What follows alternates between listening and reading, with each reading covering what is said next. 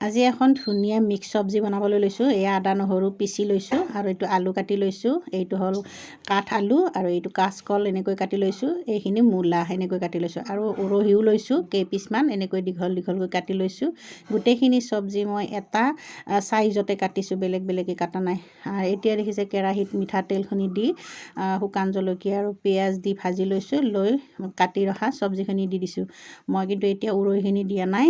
এইখিনি সময়ত আদা নহৰুৰ পেষ্টটো আৰু জোখমতে হালধি নিমখখিনি দি এইখিনি কিছু সময় ভাজি ল'ম, কাৰণ এইখিনি অকণমান টান চব্জি, সিজাত অকণমান টাইম লয়। সেইবাবে মই ইয়াত অকণমান পানী দি কিছু সময় এইখিনি ভাজি ল'ম। ইয়াৰ পিছতহে মই ইয়াত উৰহিখিনি দি দিলোঁ। দেখিছে উৰহিখিনি দি এতিয়া মই ইয়াতে অকণমান ঢাকনিখন লগাই কিছু সময় ভাপতে সিজাই লৈছোঁ।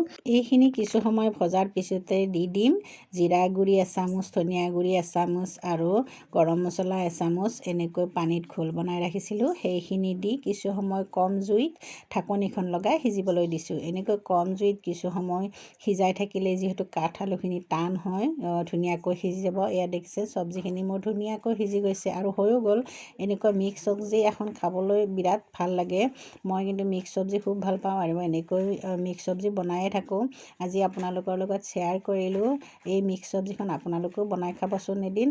আৰু লগতে বনাইছিলোঁ পালেং শাক আৰু মাছৰ জোল, এখন সুন্দৰ থলুৱা ব্যঞ্জন, বিৰাট সোৱাদযুক্ত হয়। খাই মই বিৰাট ভাল পাওঁ।